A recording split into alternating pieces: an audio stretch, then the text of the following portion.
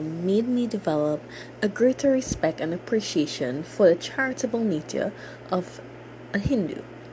I gained deeper understanding on the importance of being good natured and how it has greatly contributed to the peace of an individual's soul. Before today's session, I was ignorant of the value and importance of the different entities of God. Being around my Hindu friends, I always assumed they pray to several gods.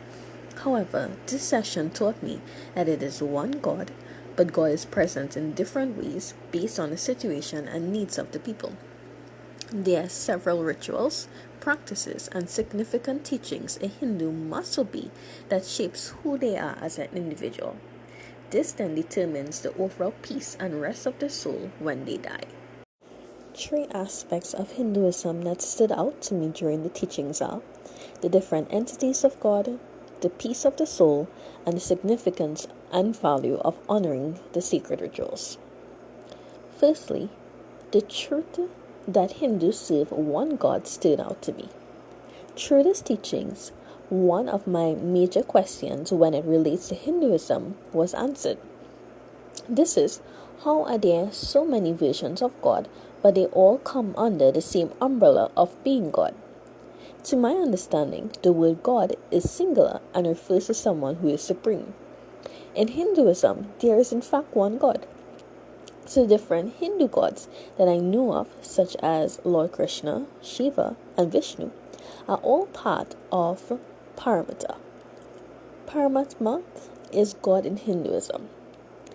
It takes different forms depending on the needs and prayers of Hindus.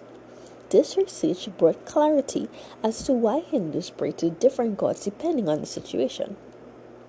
They are in fact praying to the same God, but just different entities are gifted with different supernatural abilities that aid an individual. For example, Hindus pray to the Lord Krishna for love, compassion, and fulfillment of purpose. Secondly, one of the most valuable purposes of being a Hindu is for one's soul to be at peace. I always knew of the term karma, but I always associated with a Trinidadian culture. Little did I know, karma is a major religious principle in the Hindu belief. Karma refers to the consequences to an individual's actions. In Hinduism, it is the belief that once a person is good in their present life, their soul will be at peace during reincarnation. During my research, I still haven't come to the conclusion on when the soul will finally be at peace. However, I understood that eternal peace comes from the good deeds that an individual does. To my understanding, carrying out good deeds is not always easy. It will include being mocked and being taken advantage of. Eternal peace during reincarnation is a reward for enduring the hardships that comes with being truthful. Thirdly and lastly, the value behind each significant moment in a Hindu's life stood out to me.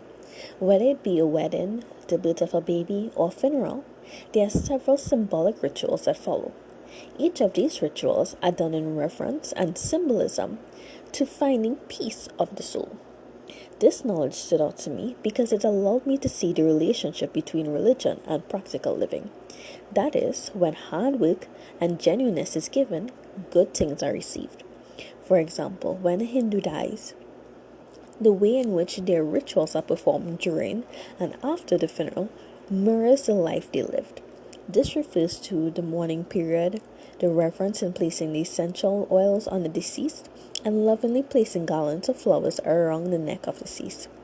The manner in which it is done displays the love that was earned during their livelihood. This then will lead to the peace of their souls.